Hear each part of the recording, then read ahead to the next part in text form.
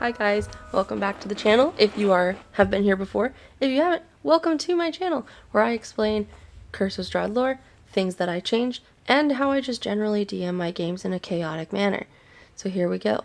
Today, as you saw in the title, we're talking about Baba Lysaga, who is honestly one of my favorite characters in the entire realm of Curse of Strahd.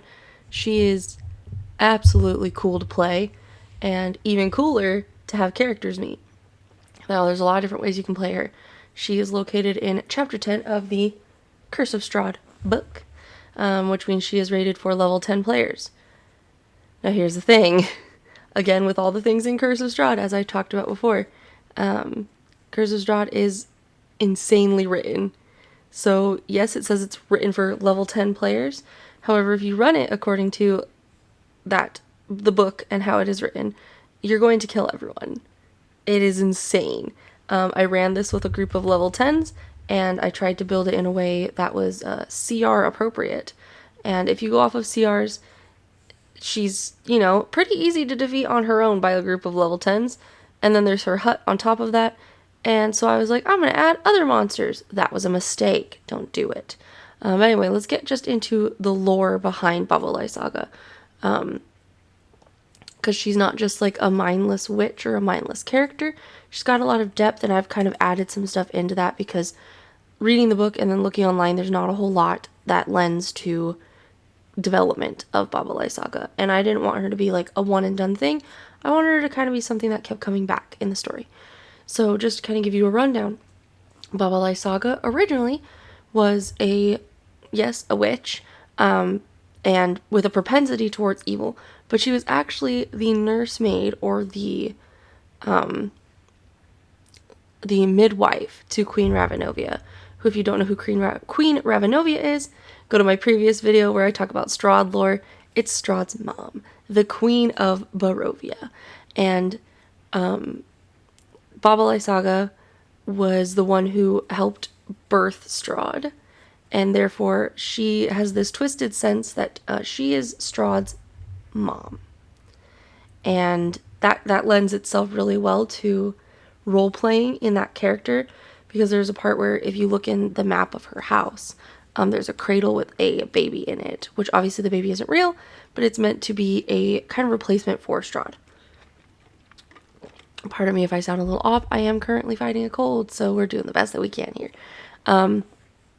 But anywho, if you read into it, she not only was there for Strahd's birth, but she was kind of the one who took care of Queen Ravenovia during her pregnancy. And it's not clear if she was the midwife for Ravenovia for Sergei's pregnancy, or for the birth of Sergei. But I like to infer that she was, but not seeing that he was one who had a propensity for magic. She didn't really pay much of attention to him. He was just another baby to her. However, Strahd was one who was born with an immense amount of power, and one who she saw a propensity for great magical ability in. And here's where I start kind of rewriting and inferring, because I made it to where she was very obsessed with Strahd, and kind of as he grew up, began to teach him magic in secret. But when Ravenovia found out, she had her exiled from the castle and basically exiled from the lands. She did, however, eventually settle in a place called Berez, and we'll get into that in just a few minutes.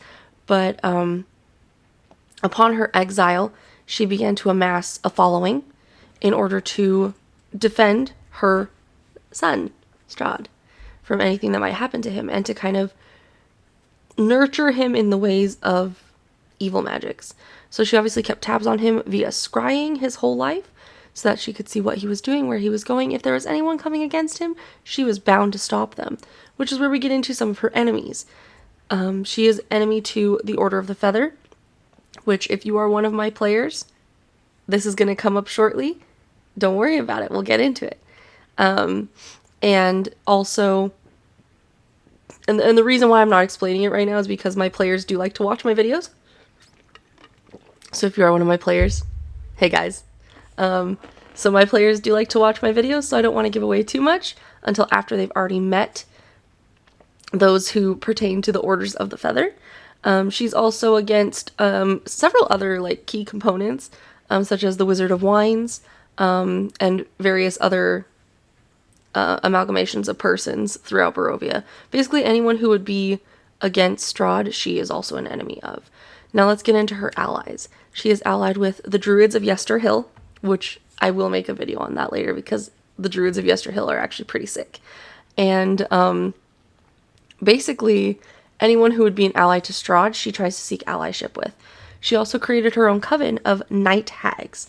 If you don't know the difference between a hag and a night hag, it all depends on religious belief. So the night hags worship the Night Mother, who is also who Baba Lysaga worships. And part of what she did was in order to, help attribute to her longevity. Because if you read it, Baba Lysaga is a very, very, very, very, very old witch. And she basically curried favor with the Night Mother through many, many blood sacrifices, which I will also get into. And to basically curry favor with her in order to gain immortality so that she could watch over Strahd for as long as he would live. Now, did she know what he was going to do later? No.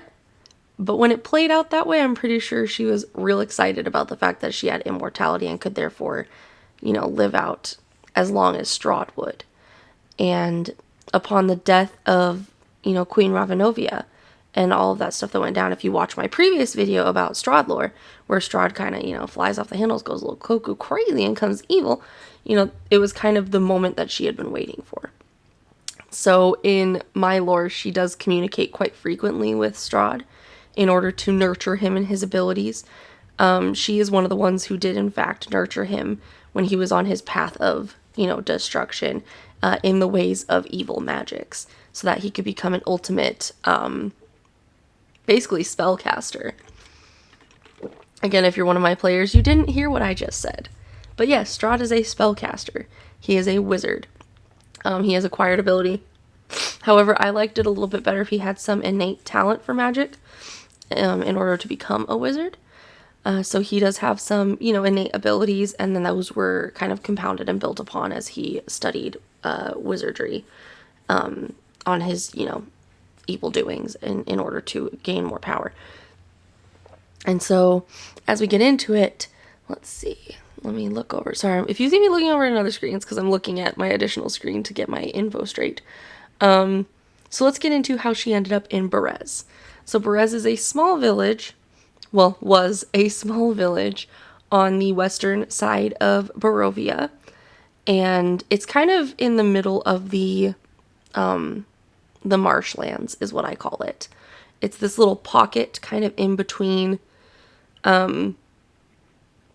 the woods and the mountainous regions, and kind of somewhere between Valaki and the Svalak wood that's around that, and then down by a Luna Lake kind of creates this little bit of like a marsh-like valley.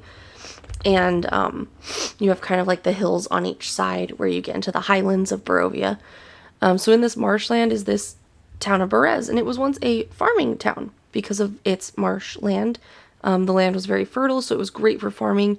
They actually exported a lot of goods in and out and supplied a lot of Barovia with its agricultural standing. But it was, it's removed and it's small. It's about, 2 or 3 days away from any civilization. And so she overtook it and made it her home. Because what does a witch love more than a bog? So I basically turned her into a bog witch, which I thought was just such a cool aesthetic, especially because her hut is made out of a giant old tree, which she found in Berez. It was basically in the center of the village, and this is, again, where I get into my own lore creation. This giant tree was kind of the center of the village, and they almost worshipped it as a gift of the Morning Lord, which I will get into religious aspects of Barovia in another video, so watch out for that later. But they kind of, the tree was kind of their central gathering place, and Baba Lysaga saw it as a perfect tree from which to build her home. So the hut, which I posted a picture of at the beginning of the video, by the way, that's anyway the one that I liked the best. It looks so creepy and cool. And when I showed it to my players, they absolutely loved it. Now, the cool thing about the house is she actually stole a gem from the Wizard of Wines in order to turn basically her house into a construct. So it is considered a large construct, not a creature or monstrosity. So a lot of people try to think it's a creature. It's not a creature, it is a construct. So a lot of those spells that target specifically like living creatures won't work on it. Like blight, for example, wouldn't work because it is a construct. So keep that in mind. If you are my players, you didn't hear that, and if I catch you using that information, we will have words. As my players know, I have a very strict no metagaming rule in my games. Pardon me one moment while I wipe my nose. Anywho, I have a strict no metagaming policy. So, but it's all good. My players can watch these videos and it's fine. So getting into that, she basically creates this giant construct out of her house. And the gem is kind of like what powers it and keeps it going, which is a really fun thing to have in there, is this just massive construct. And the house is actually almost more formidable than Baba Lysaga herself with its 60-foot reach. Basically means players can't really run away from it because it will just kill them. So its stat block is really, really cool. If you haven't seen it, go look it up. It's pretty great. It's one of those things that's like, has a lower armor class, but has a crap ton of hit points and can deal a whop ton of damage. So I ran this with, again, like I said, I ran this with a group of level 10s, and they got obliterated off of the map. Baba Lysaga basically just sat there and watched her house fight these people. Because the cool thing about the house is when it attacks, it can grapple. And it's a very high DC to escape the grapple. So if you don't roll well, you're kind of stuck. So it's a really cool like aspect to play. But getting back into Baba Lysaga, she did in fact also steal a giant skull. I believe it's a troll skull. I'd have to double check that. But she did steal a scroll, or a skull, sorry. And she often is seen, riding around in it, which I think is really, really freaking cool. So she basically can fly because of this flying skull. How she made it fly, that's her own magics. Or other magics that she stole, like the gem that she stole from the Wizard of Wines. So she's quite a formidable opponent because of the flying aspect, because it's a lot harder to hit something that's flying around. And what I also have, and this is in the book too, is she has basically cages of ravens all around her home and scarecrows. She loves her scarecrows. For my players who are watching this, you know what I'm talking about. They have met the scarecrows on several occasions. These scarecrows, again, are constructs, and she uses them as kind of like warning bells that surround the village of Berez. And I can actually post a map too in just a few minutes of the map that I use that I found on the internets, and it's really cool because it shows the scarecrows kind of just everywhere. If you use the map direct from the book, it still shows like many scarecrows all over the place, just not as many as I would have wanted. It only had like maybe 4 or 5. I put like 8 or 10. I like lots of scarecrows because that way it's a little more creepy. So basically, as they're entering into this bogland, there's already scarecrows. And as soon as they get too close, the scarecrows begin to alarm. So she uses these to know when someone is in her territory who shouldn't be there. And so these scarecrows basically send out a scream. And they just, one will scream, then the next one, and you can just hear the screams kind of echo throughout the valley, which is really, really creepy for the players. They hated it. And they had fought scarecrows before, and they were just not excited about it.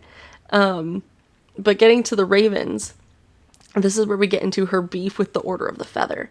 So the Order of the Feather is actually a group of were-ravens, which are so cool. I didn't know about were-ravens until I started looking into Curse of Strahd. I think it's more of a Curse of Strahd themed, or if you look on in Van Richten's Guide to Ravenloft, if you're going to run Curse of Strahd, you need Van Richten's Guide to Ravenloft. It opens up so many more monsters and creatures that you can use. So she has big beef with the Order of the Feather because they are ones who are kind of, not kind of, they are against, they are more of a covert operation against Strahd. So they don't have like one particular base. They kind of just move all around Barovia as to not get caught. But when Baba Lysaga does, however, find them, she puts them in cages and sacrifices them to Mother Night and bathes in their blood for her rituals. It's gross.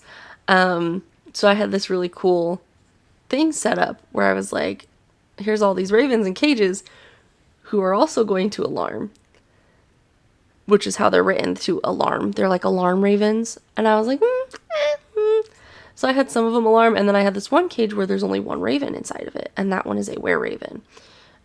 This is in the book, too, that they meet a were-raven. And so one of my players was like, I'm going to open the cage. And another one's like, don't do that. I don't want you to open the cage. And she goes, I'm going to do it anyway. And I was like, absolutely. Please do it anyway. So they gain that ally, which is really exciting because I didn't know how else to introduce the were-ravens in a way that made sense to the story, other than just being like, oh, you encounter them, I don't know, on the road. And I was like, I don't want to do that. Like, let's not do that. So that'll be a really cool thing that'll come up, and I can do another whole video on the Order of the Feather because they are really, really freaking cool. So as far as Baba Lysaga goes, getting back, because I went off on a bit of a whoa around, but Baba Lysaga is really fun if you want to play her right.